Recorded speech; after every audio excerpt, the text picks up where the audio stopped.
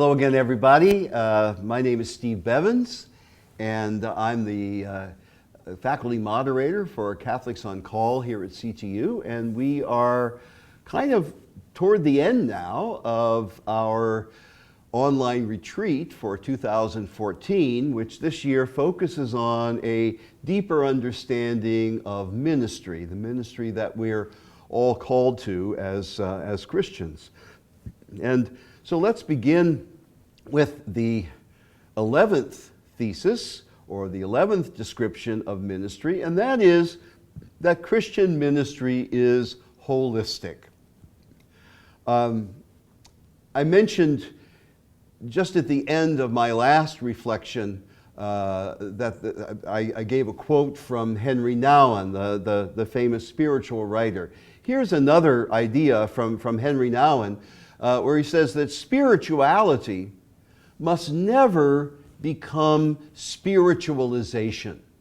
In other words, there's a kind of a worldliness, a kind of a fleshiness to spirituality, a kind of a humanness to it. Spirituality is not something that takes us out of this world, but rather commits us more deeply to it. And that's the thing with ministry. Ministry isn't about helping people find the pie in the sky when they die. You know, it's about helping them find meaning in their life right now. Now, it's not necessarily meaning in possessions or, stuff of this world, but nevertheless, it's not a spiritualization of things. That's I think, Nouwen's basic idea. Because we are human beings first. And as human beings, yes, we're soul, but we're also body. And so ministry has to attend to the body. It has to attend to the needs of the body. And what it also means is that, we have to be concrete.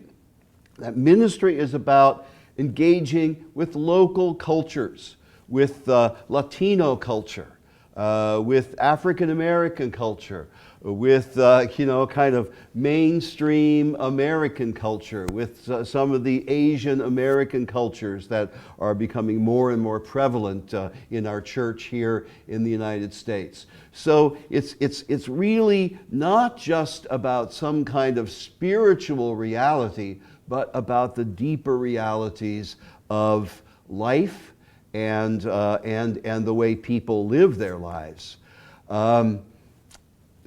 Ministry is also something that's committed to justice.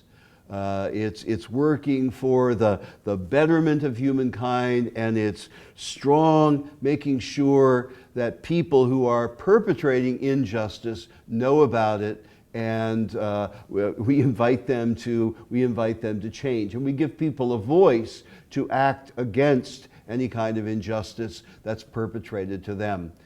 The bishops of the Catholic Church in 1971, so a long time ago, already said that working for justice is a constitutive part, an essential part of what it means to preach the gospel, or in other words, what it means to act in ministry. And also, and especially this has been true in the last several popes, but particularly with Pope Francis in these days, the care for creation is so much part of what ministry is about. Being committed to ecological justice, being committed to protect God's creation.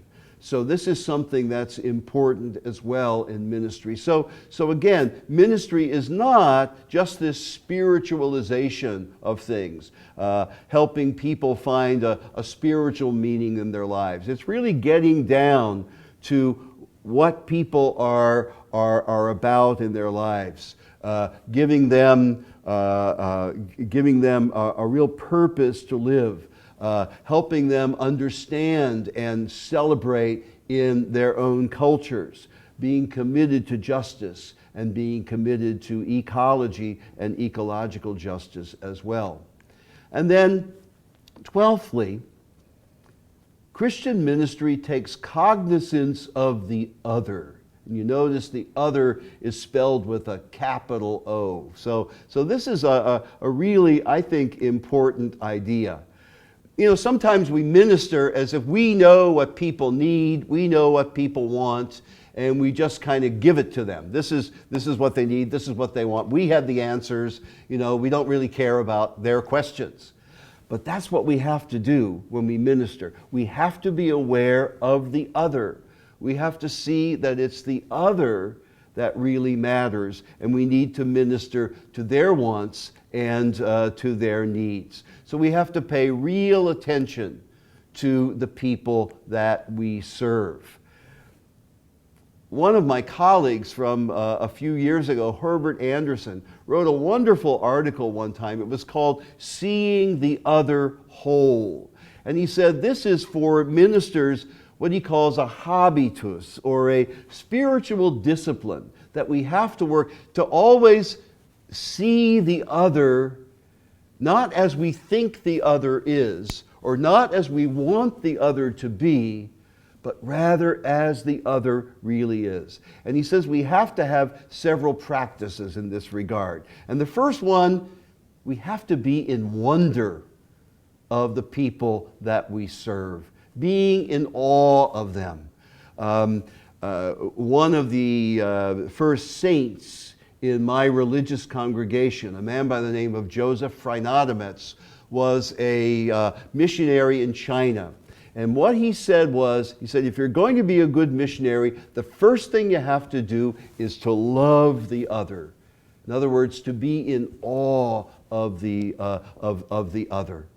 And the second thing is recognition of the other. As Herb Anderson says, not to see them as projects to transform, or unbelievers to convert, or as embodying ideas needing correction, or as incomplete beings needing formation. Relate to them as they are. That's the greatest ministry that we can do. Practice hospitality. Again, bonding with one another. Famous speech in the 1910 Edinburgh Missionary Conference by an Indian who was criticizing the English who were missionaries there. He says, you've given us all sorts of things. What we want is your friendship. Give us friends. And so again, when you're friends, you see the other as the other. And finally, patience in front of freedom. People are not going to act like you want them to act. In Luke 15, the parable of the prodigal son, the father allows the son to go and do something basically stupid, but he allows him to do it. And that's part of ministry as well. We have to have patience in front of freedom. We have to take the other as the other in ministry.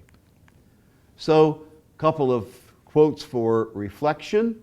First of all, that wonderful quotation from the Synod of Bishops: action on behalf of justice and participation in the transformation of the world are a constitutive dimension of preaching the gospel. And then secondly, Jesus. Taking the other as the other. Not saying, this is what I'm going to do for you, but what do you want me to do for you? Think of that when you minister. What do you want me to do for you? Jesus said. It's what we need to say as well.